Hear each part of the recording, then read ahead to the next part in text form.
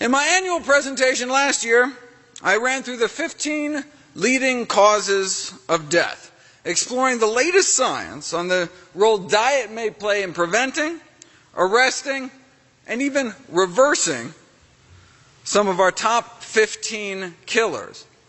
Or, if you remember, actually our top 16 killers, since side effects from prescription drugs kill an estimated 106,000 Americans every year. The sixth leading cause of death may actually be doctors.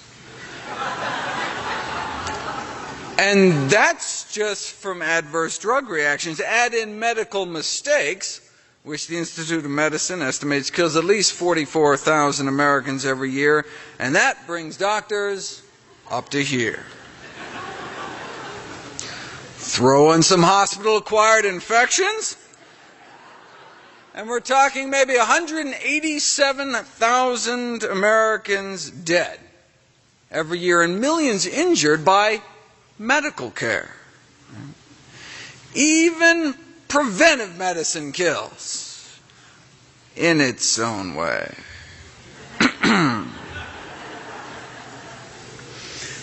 The best way to avoid the adverse effects of medical and surgical tests and treatments is not to avoid doctors, but to avoid getting sick in the first place. So this year I thought I'd run through the top dozen reasons people visit their physicians to highlight some of the latest research in hopes of moving me down the list of common killers.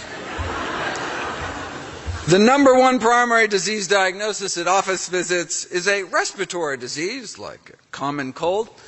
Most Americans report between 2 and 3 colds a year. This year I featured evidence suggesting that simple water gargling is effective to prevent upper respiratory tract infections. This virtually cost-free modality would appreciably benefit people, but that's the problem, right? It's cost-free, right?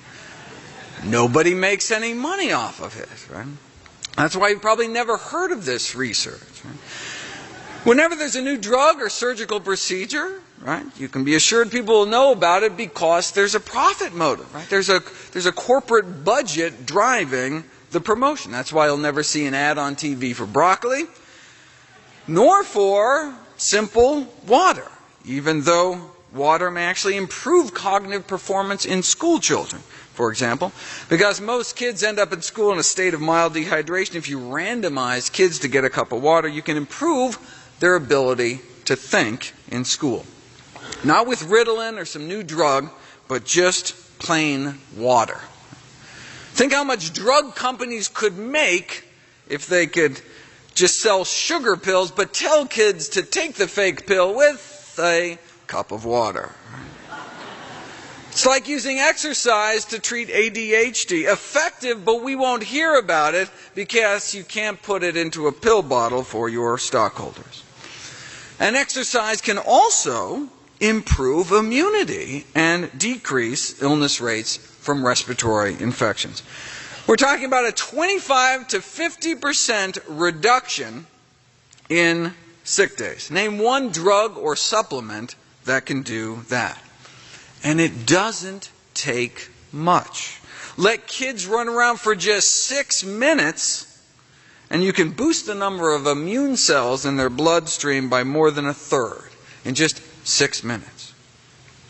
At the other end of the life cycle, exercise may help prevent age-related immune decline. Sedentary women in their 70s have about a 50% chance of getting an upper respiratory illness every fall season. But walk a half hour a day, and you may cut your risk down to 20%. And the runners in the group got it under 10. Looks like exercise can make our immune system like 5 times more effective. Now, while regular physical activity improves immune function and lowers respiratory infection risk, sustained and intense exertion can have the opposite effect, forming a so-called J-shaped curve relationship. As you go from inactive to active, your infection risk declines, but hardcore athletes that overtrain may increase their risk of infection. How do you prevent that? Marathon runners consuming the equivalent of a teaspoon of nutritional yeast a day may not only cut respiratory infection risk in half, but result in decreased confusion, fatigue, tension, anger, and, my favorite, increased vigor, thanks to nutritional yeast. Yeast are one-celled fungi. What about multicellular fungi? Mushrooms. If you split people into two groups, half on their normal diet, and half eat their normal diet with cooked white button mushrooms every day for a week, no change in the control group. But after a week of mushrooms, antibody secretion jumps 50% and even stayed up there for a week after they stopped.